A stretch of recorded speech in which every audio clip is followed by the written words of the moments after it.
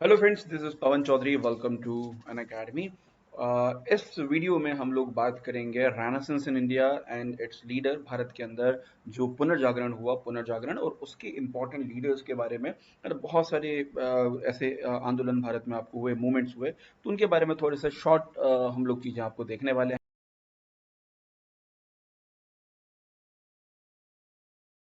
ऐसे दो चार छोटे छोटे वीडियोस में और लाने वाला हूं। सबसे पहला जो ऑर्गेनाइजेशन है उसका नाम था आत्मीय सभा। एंड आत्मीय सभा जो है, इट वाज एस्टैब्लिश अराउंड 1818 के आसपास एस्टैब्लिश हुआ बाय द राजा राम मोहन रॉय।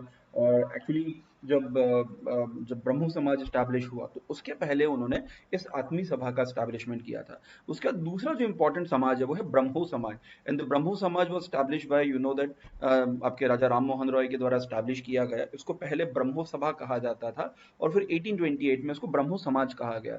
इसका मेन जो पर्पस था कि भारत के अंदर जो कुरीतियां हैं, जैसे चाइल्ड मैरिज हो गई या स्पेशली जो सती प्रथा हो गई, तो उसके खिलाफ बड़ा एक आंदोलन जो है राम मोहन रॉय ने यहाँ पर आपको चलाया। और उसके माध्यम से वो लोग बहुत सारी और भी चीज़, जैसे इंग्लिश एजुकेशन को सपोर्ट करना, साथ में मतलब ऑब्वियसली बात संस्कृत एजुकेशन भी सपोर्ट करते थे, लेकिन एक पॉजिटिव तरीके से इंग्लिश एजुकेशन को सपोर्ट करना। उसके साथ में भारत के अंदर जो कुरीतियां हैं, स्पेशली हिंदू समाज में जो कुरीतियां हैं, उनको दूर करने की बात करना, महिलाओं के उत्थान या उनके डेवलपमेंट की बात करना, इसके लिए उन्होंने ब्रह्मो समाज आपको बनाया। और इस समाज का जो मेन थीम था वो था मोनोथीइज्म, एकेश्वरवाद।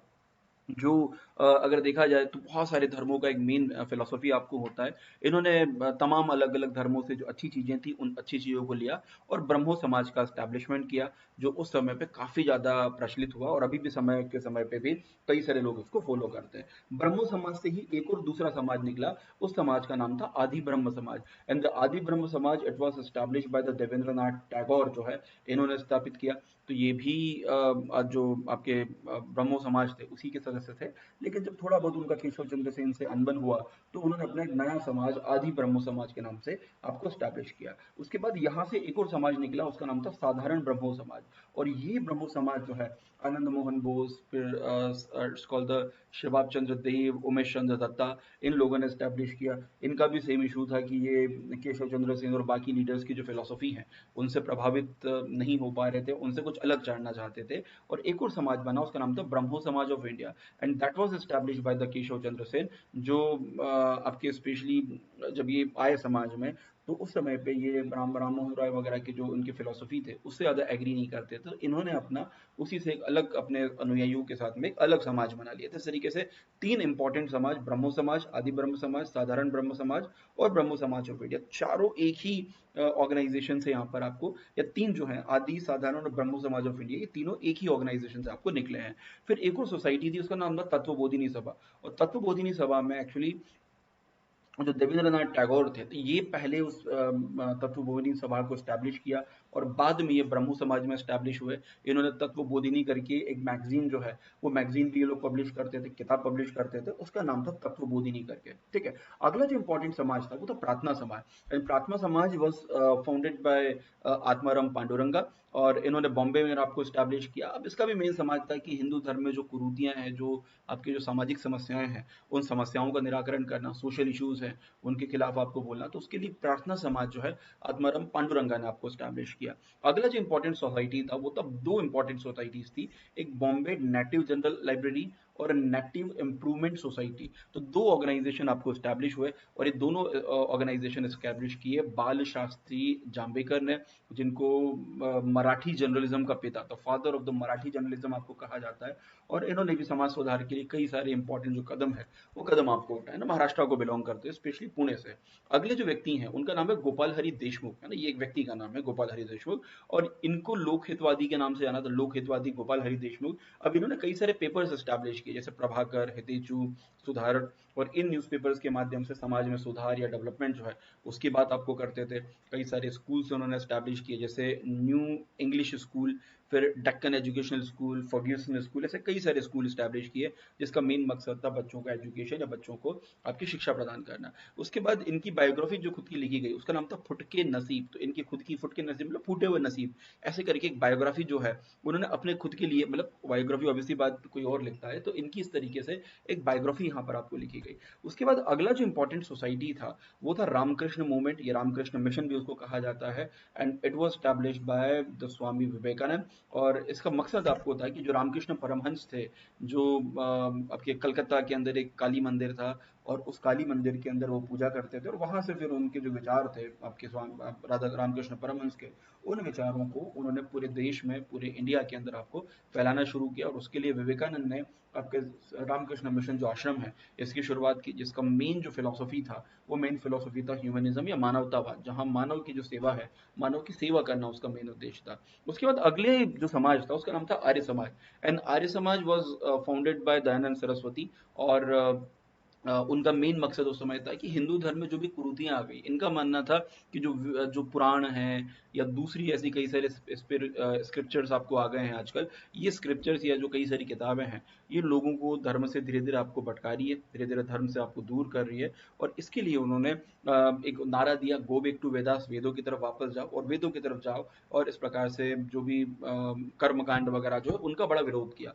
उसके बाद एक किताब उन्होंने लिखी, उसका नाम था सत्यार्थ प्रकाश, और उसका मेन मकसद आपको था कि जो भी धर्म में कुरीतियां हैं उनको दूर करने की बात करना, दूसरे धर्मों से हिंदू धर्म को कंपेयर करना, और बहुत सारी ऐसी चीजें जो है सत्यार्थ प्रकाश में आपको लिखी गई। It was written by the Dayanand Saraswati. अगला जो इंपॉर्टेंट बुक जो सोसाइटी था वो था सत्य शोधक समाज, है ना। सत्य शोधक मतलब सत्य का शोधन करना, सत्य को बाहर निकाल के आना। तो सत्य शोधक समाज जो है it was establish by the Jyotirao Phule, या ज्योतिबा फुले के नाम से भी इनको जाना जाता है। इन्होंने इसका एस्टेब्लिशमेंट किया। और ये अगर देखा जाए तो एक ऐसे व्यक्ति थे जो भारत के अंदर समाज सुधार को लेके काफी ज्यादा काम किया। इन्होंने एक किताब लिखी, उसका नाम था गुलामगिरी, जिसके अंदर उस समय की जो सोसाइटी थी, उस समय की सोसाइटी का जो सोशल स्ट्रक्चर था उसके बारे में बात की। स्पेशली दलित वर्ग या बाकी जितने भी डिप्रेस क्लासेस हैं उन लोगों के समानता या उन लोगों की इक्वालिटी के ऊपर बहुत ज्यादा इन्होंने आपको फोकस किया। ज्योतिबा फुले, है ना, इनकी जो पत्नी थी सावित्रीबाई फुले, तो उन्होंने भी महिला एजुकेशन या वुमेन एजुकेशन के ऊपर बहुत ज्यादा आपको फोकस किया। उसके बाद अगला जो ऑर्गेनाइजेशन बना वो था young Bengal movement, and young Bengal movement was establish by the Henry Vivian Derozio. इन्होंने इसका एस्टेब्लिशमेंट किया। बंगाल के अंदर ये जो कलकत्ता के अंदर जो कॉलेज था उस कॉलेज के अंदर आपको पढ़ाते थे, और वहीं से इन्होंने फिर कोशिश की कि धीरे धीरे जो यंग लोग हैं, जो युवा लोग हैं, उन लोगों को धर्म के बारे में, बाकी जो तमाम चीज़ें हैं, उन तमाम तमाम चीज़ों के बारे में यहाँ पर आपको सिखाया जाए, उनके बारे में जो बेसिक इन्फॉर्मेशन है वो बेसिक इन्फॉर्मेशन यहाँ पर आपको दी जाए। या आप उनको एक तरीके से बोल सकते हैं कि एक रैशनल थिंकिंग जो है वो रैशनल थिंकिंग या तर्कवादी जो सोच है उसकी तरफ आपको आगे लाया जाए। उसके बाद अगला जो ऑर्गेनाइजेशन था उसका नाम था social service league, and social service league this organisation was established by the Narayan Malhar Joshi. इन्होंने एस्टैब्लिश किया। इसके साथ में नारायण मल्हार जोशी ने उस समय पे लाजपत राय के साथ में मिल सॉरी बाल गंगाधर तिलक के साथ में मिलके all India trade union Congress 1920 में आपको एस्टैब्लिश किया, जिसका मेन मकसद था भारत के अंदर जो मजदूर वर्ग है या जो ट्रेड यूनियन का जो काम है उसको संभालना, मजदूरों का संघ बनाना on the basis of the Russia. जब वहां पर जो बोल्शेविक क्रांति हुई थी 1917 में, उसके आधार पर भारत में भी all India trade union Congress establish की गई।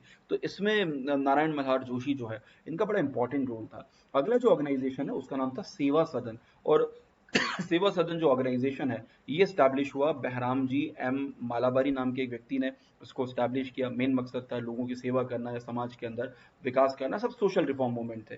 फिर एक समाज स्टैब्लिश हुआ देव समाज, और देव समाज जो है ये स्टैब्लिश हुआ लाहौर में by the Shiv Narayan Agnihotri, and he was the founder of the organisation, Shiv Narayan Agnihotri. इनका मेन मकसद था समाज के अंदर जो भी जो हिंदू धर्म के खिलाफ जो लोग बोल रहे हैं या उससे उन लोगों से धर्म को बचाना, एक कहीं ना कहीं धर्म का एक अलग जो साइड है, other side of the religion है, उसको प्रेजेंट करना। कि धर्म में रिफॉर्म वगैरह की जो बात करते थे तो उन लोगों के खिलाफ इन्होंने कई सारे जो आंदोलन है वो आंदोलन उन्होंने किया। अगला समाज था भारत धर्म महामंडल। कई सारे छोटे छोटे ऑर्गेनाइजेशन जो थे कलकत्ता में, बॉम्बे में, इन ऑर्गेनाइजेशन में मिलके भारत धर्म महामंडल आपको बना। ये स्टैब्लिश हुआ वाराणसी में, और पंडित मदन मोहन मालवीय इसके एक तरीके से बोल सकते हैं कि इसको प्रमोट करने वाले थे। Was not actually the founder, क्योंकि दो चार अलग अलग ऑर्गेनाइजेशन से मिलकर बना था, तो एक्चुअल फाउंडर तो नहीं समझ सकते हम इसका। लेकिन मदन मोहन मालवीय जो है उन्होंने इसका काफी आपको सपोर्ट किया, काफी इसका साथ दिया। अगला जो मूवमेंट था वो था राधा स्वामी मूवमेंट। राधा स्वामी मूवमेंट ये जो मूवमेंट है ये इस्टेब्लिश हुआ है तुलसीराम या सियान दयाल साहब ने इसको इस्टेब्लिश आपको किया, और ये इस्टेब्लिश हुआ आगरा के अंदर। मतलब अब जनरली अभी भी राधा स्वामी जो सत्संग वगैरह आप देखते होंगे तो ये वही राधा स्वामी मूवमेंट है जो आगरा के अंदर तुलसीराम या फिर उनका नाम था शिव दयाल साहेब जो है, इन्होंने इसकी starting, he was a teacher. बाद में उन्होंने धर्म सभा या धर्म के समाज को सुधार के लिए एक आंदोलन चलाया। उसका अगला जो ऑर्गेनाइजेशन था उसका नाम था श्री नारायण गुरु धर्म परिपालन योजक, या एसएनडीपी के नाम से, एसएनडीपी मूवमेंट के नाम से जाना जाता था। And the movement was establish by the Narayan Guru Swami, NGS उसको कहा जाता है, नारायण गुरु स्वामी के द्वारा एस्टैब्लिश किया गया, जिनका मेन मकसद था कि दक्षिण भारत के अंदर जो डिफरेंस क्लास है उनको विकसित करना, उनको आगे बढ़ाना, और उनके सुधार को लेके उनके सोशल रिफॉर्म्स जो हैं, सामाजिक सुधार को आगे बढ़ाना। अगला जो ऑर्गेनाइजेशन बना उसका नाम था justice movement. And justice movement was establish by the CN Mudaliar, TM Nair और पी त्यागराज, इनके द्वारा एस्टैब्लिश किया। इसका भी मेन मकसद आपको जस्टिस मूवमेंट का था कि बेसिकली ये एक ऐसा मूवमेंट था जो प्रो ब्रिटिश था। तो ये जो भी ब्रिटिश करते थे उसका सपोर्ट करते थे। इवन दे सपोर्टेड द आपका जो साइमन कमीशन है उसका इन्होंने सपोर्ट किया। उसके बाद तमाम जितने भी आंदोलन हुए, जैसे एग्जांपल के लिए कि नॉन कॉपरेशन मूवमेंट हो गया, सीडीएम हो गया, या क्विट इंडिया मूवमेंट हो गया, तमाम आंदोलनों का इन्होंने विरोध किया, हमेशा अंग्रेजों का सपोर्ट किया। साथ ही समाज सुधार के रूप में भी उन्होंने आपको काम किया है। अगला जो इंपॉर्टेंट जो ऑर्गेनाइजेशन है, इतने ही ऑर्गेनाइजेशन इंपॉर्टेंट है भाई, इतने ही पढ़ लो वही बहुत है, ठीक है। उसके साथ में अनअकैडमी का प्लस सब्सक्रिप्शन आप जाके परचेज कर सकते हो, और अनअकैडमी के प्लस सब्सक्रिप्शन पर आपको मिलेगा 10% डिस्काउंट। उसके लिए सिंपली आपको जो मेरा कोड है पवन लाइव, वो पवन लाइव कोड यूज करना है। If you are using this code you will get 10% discount on the plus classes. चलिए इस वीडियो में इतना ही। Thank you very much. इसी के साथ चल रहा है अभी अनअकैडमी का इम्पोर्टेंट ऑफर, और अगले 2 दिन ये अनअकैडमी का एक स्पेशल ऑफर है 24 और 25 तारीख के लिए। और इसके अंतर्गत आप अनअकैडमी के प्लस सब्सक्रिप्शन पे पा सकते हैं 40% डिस्काउंट, और उसके साथ में 6 महीने का एक्सटेंशन। मतलब 1 साल का सब्सक्रिप्शन खरीदते हैं तो 18 महीने आपको 15 महीने मिलेगा, और 2 साल के साथ में आपको 30 महीने का सब्सक्रिप्शन आपको मिल जाएगा। साथ ही आइकॉनिक सब्सक्रिप्शन में भी सेम ऑफर आपको एप्लीकेबल है, तो इसके लिए सिंपली आपको यूज करना है मेरा कोड पवन लाइव। साथ ही रामबाण करके एक इंपॉर्टेंट बैच चल रही है, ब्रह्मास 2 करके एक इंपॉर्टेंट बैच चल रही है, साथ ही बुलंदी करके बैच है जो प्री और मेंस का कंपोजिट बैच है, कुशल करके बैच है जो मैथ्स और रीजनिंग के लिए है, जो स्पेशली आपके एमपी फॉरेस्ट के जो स्टूडेंट हैं उनके लिए, और जिनको मैथ्स रीजनिंग अच्छे से करना है उनके लिए काफ़ी इंपॉर्टेंट आपको है। साथ ही शौर्य करके एक बैच है जिसमें पूरा हिंदी का syllabus paper 5 and 6, target batch for MPPSC prelims unit 7, master edition test series जो ऑलरेडी जिसमें 3 टेस्ट हो चुके हैं। ऐसे कई सारे और भी कोर्सेज अभी के समय पे चल रहे हैं, और इनको ज्वाइन करके आप अपना प्लस सब्सक्रिप्शन परचेज कीजिए, और इनको ज्वाइन करके आप अपनी प्रिपरेशन को और अच्छे स्ट्रॉन्ग तरीके से कर सकते हैं। So go and take a plus subscription, use code Pawan live for the plus subscription. Thank you very much.